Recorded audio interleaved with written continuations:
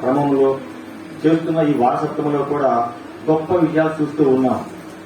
అందులో ఎవరికి వారికే ప్రత్యేకం, నాకు ఒక రకమైన ప్రత్యేకమైన గొప్ప కాదు, మీకు ఒక రకమైన ప్రత్యేకమైన గొప్ప కాదు. ఎవరి సమస్యకు వారికే అది తీరితే అదే 10,000 అంటారు, అంతే కదండి. ఎవరైనా అంటారంటే ఈ ఉన్న సమస్య తీర్చారండి నాకు అదే 10,000 అంటారు. మరి తర్వాత రాదని తర్వాత వస్తుంది, మళ్ళీ ఇంకోసారి ప్రార్థన చేసే ప్రభావం మళ్ళీ ఈ ఒక్క జరిగింది ప్రభు అని. ఇట్లాగూ ఈ చుట్టుపక్కల తిరుగుతున్నప్పుడు ఒక ప్రార్థన చేస్తూ ఉంటుంది. ఏం చేస్తారంటే వాళ్ళు ఎక్కువగా ప్రార్థనలు ఎక్కువ యూజ్ చేస్తారు. వాళ్ళకున్న కష్టం ఏం చేస్తారు, ఎక్కువ ప్రార్థనలు యూజ్ చేస్తారు. అర్థమైందండి, వాళ్ళు ఎక్కువ ప్రార్థనలు యూజ్ చేస్తారు.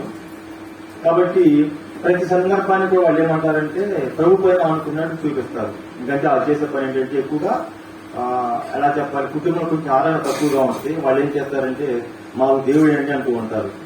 కానీ వాళ్ళకి ఏమంటే కావాలంటే బహుశా ఒక్కొక్క అన్నం కావాలి, లేదా నష్టమైన పని కావాలి, లేదా మంచి ఆరోగ్యం కావాలంటే ఎవరి చేతులు మేము పడొద్దు, ఇక్కడ మాకు నిధులు సరిగా లేవు, సహకరించే వాళ్ళు లేరు కాబట్టి మంచి ఆరోగ్యం కోసం ప్రార్థన చేస్తారు. అదైతే కదా.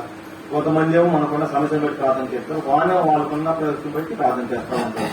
కానీ ఈ సంఘ ప్రార్థన అనేది చాలా ప్రత్యేకంగా ఉంటుంది అనేది మన దృష్టికి వచ్చినా నాకు అర్థమైంది. ఫస్ట్ లో వచ్చినప్పుడు చర్చిలో 3 ప్రార్థనలు జరుగుతాయి కదా, ఉదయం సాయంత్రం మధ్యాహ్నం జరుగుతూ ఉంటాయి. అరగంట పైన చేస్తూ ఉండేవాళ్ళు. అయితే నాకు తెలియక నిద్రపోయేవాడిని, ఉపవాసం చేసేవాడిని కదా, తెలియక నిద్రపోయేవాడిని. అప్పుడు దాకా వర్క్ తిరిగేవాళ్ళం కదా, దాదాపు 40 minutes దాకే ఉంటుంది ప్రార్థన. అందులో చాలా అంశాలు ఉంటాయి. ఇంకా వాళ్ళు నిన్న ప్రేయర్ రిక్వెస్ట్, మన ఇచ్చిన రిక్వెస్ట్, ప్రేయర్ రిక్వెస్ట్ ఇలా ఇప్పుడు అప్పుడప్పుడు ఇస్తారు, కొంతమంది చెప్తూ ఉంటారు. ఇలాంటివన్నీ చేసుకునేసరికి కొత్త కదా నాకు నిద్రపోయేవాడిని. ఆశ్చర్యం వేసిన తర్వాత, అంటే ఆ రోజు నిద్రపోయిన తర్వాత అర్థమైన విషయం. మళ్ళీ తర్వాత కూడా ప్రేయర్ జరుగుతున్నప్పుడు వాళ్ళు కూడా ప్రార్థన జరిగించడం మళ్ళీ ఎట్లా వస్తుంది. మన భాష చేస్తారు, మన అబ్రహం భాష చేస్తారు, మన వాళ్ళు కూడా గంట చేస్తారు ప్రార్థన.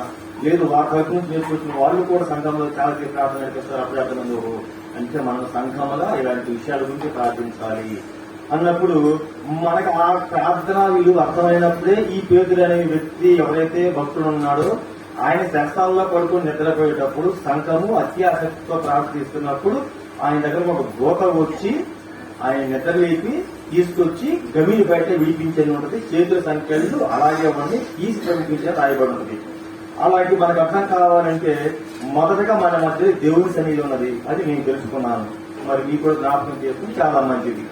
కాబట్టి ఈ గ్రహింపుతో మనం ప్రార్థన చేసినప్పుడు ప్రార్థనా ఫలం పొందుకుంటాం. లేకపోతే కొన్నిసార్లు కూడా చెప్పుకున్నాం, కొత్త ప్రార్థన చేసినంత మాత్రం ఉపయోగం మనం చేస్తూనే ఉంటాం, జరుగుతూనే ఉంటాయి. ప్రార్థనే పని కష్టమే. కానీ సంఘ ప్రార్థన అంతా విడుదల ఉంటుంది. మరొక మారు మనం కూడా విషయం చూస్తాం, ఇంతకంటే భయంకర వ్యక్తి ఆయన ఉన్నాడు, మనకందరికి తెలిసిన పౌలు కాదు. ఆయన ఏం చేస్తాడంటే చెరసాల్లో వేయబడి ఉంటాడు. ఆయన ఎక్కడున్నాడు అంటే 16:25 వచనం చూద్దాం. అపోస్తుల కార్యములు 16:25 చూద్దాం. మరి ఆయన కూడా సంఘాన్ని హింసించిన వాడే. ఆయనకు అసలు ప్రార్థన చేస్తున్నారు. మనమన్నా కూడా ఇంకా ఉంటున్నామంటే ఆ చిన్నప్పుడు ఎప్పుడో ప్రార్థనకు వెళ్ళామని విన్నామని అనుకుంటున్నాం. కానీ అసలు ప్రార్థన వ్యతిరేకించిన బట్టి ఏం చేసినప్పుడు ఏం చేస్తున్నాడు అక్కడ 16:25 అయితే పౌలును శీలయు దేవునికి ప్రార్థించుతూ కీర్తనలు పాడుచుండేది, ఖైదీలు వినుచుండేది. మరి అక్కడ పాడుతున్నది ఇద్దరే కదా. నాకు అనిపించిన సందర్భం ఏంటంటే అక్కడ ఇద్దరే కదా ప్రార్థన చేస్తారు, జైల్లో వేయబడి ఇద్దరు కట్టుకుని వెళ్ళి. కానీ ఇక్కడ మనం చదువుకునే సంఘ ప్రార్థన వల్ల పునాదులు కదులుతాయి అని. తర్వాత అదే జరుగుతుంది. అక్కడంతా కూడా కూలిపోతా ఉన్నది. అక్కడ ఉన్న న్యాయాధికారులు ఎవరైతే కాపాడుదారులు ఉన్నారో వారు సరిపోవాలనుకుంటూ ఉన్నారు. వారిని వారించి దేవుడి గురించి అందించినప్పుడు ఆయన రక్షణ కార్యం అడుగుతాడు, నేను రక్షణ పొందాలని ఏం చేయాలని అడుగుతాడు. కానీ అక్కడ చేసిన ప్రార్థన ఇద్దరే.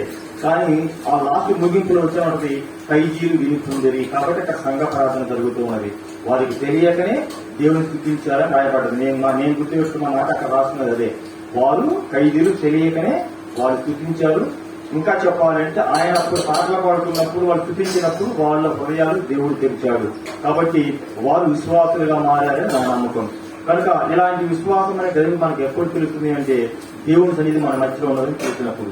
మరి ఇజ్రాయేలు ప్రజలు 40 ఏళ్లు వాళ్ళు ప్రయాణం చేసినప్పుడు వారు ఎక్కడ బయలుదేరారు, ఎట్లా ఉన్నారంటే వారు కూడా దేవుని మహిమతో నింపబడ్డ ప్రజలే. అక్కడ ఎక్కడ ఉంటున్న వాళ్ళు అంటే వాళ్ళని చూద్దాం. అక్కడ నిర్గమకాండము 40వ అధ్యాయం ఆ లాస్ట్ 3 వచ్చిన మొత్తం అదే ఉంటుంది. వాళ్ళ గురించి ఉంటుంది. సింపుల్ గా అర్థమైపోతుంది. ఆ గ్రంథం మొత్తం చదివిన వాళ్ళ గురించి 10 అంతకన్నా కూడా ఇంకా స్పష్టంగా అర్థమైన విషయం ఏంటంటే వారి మధ్యలో 34 వచనం చూస్తే, అప్పుడు మేఘము ప్రత్యక్షపు గుడారమును కమ్మగా యెహోవా తేజస్సు మందిరమును నింపెను.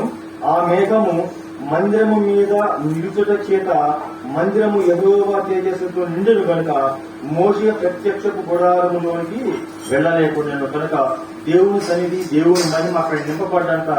ఆ యాజకులు కూడా ఆ కాలంలో ప్రవేశించలేకపోయారంట. మరి ఇప్పుడు దేవుని సన్నిధితో నింపబడిన మందిరంలో మనం అందరూ నివాసం ఉంటుంది. ఎంత తేడా ఉంది! దేవుడే దానికి ఆజ్ఞ ఇచ్చాడు, మనిషికి మనకు ఆజ్ఞ ఇచ్చి లోపలికి పంపిస్తున్నాడు. అప్పుడు ఏమన్నాడంటే, ఆయన సన్నిధి వచ్చి ఉన్నప్పుడు ఎవరు కూడా దాంట్లో ప్రవేశించరాదు, లేదా చెయ్యి పెట్టి తాకకూడదు. ఎందుకని? వారిని వారు పరిశుద్ధులుగా చేసుకోవాలి.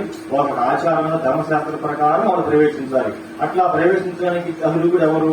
ఒకే ఒక్క యాజకుడు. కానీ దేవుడు ఏమన్నాడు, ఆ యాజకుడికి కూడా అక్కడ అవకాశం లేదు. కానీ ఇప్పుడు యేసుక్రీస్తు వారు శిలువ మరణం పొంది తిరిగి పునరుద్ధరణ లేచిన తర్వాత మనకి ఇవ్వబడిన అభిషేకం ప్రకారం, ఆయన ఇచ్చిన వాగ్దాన ప్రకారం అందరూ కూడా దేవుని సన్నిధిలో ప్రవేశింపజేస్తూ ఉన్నాడు.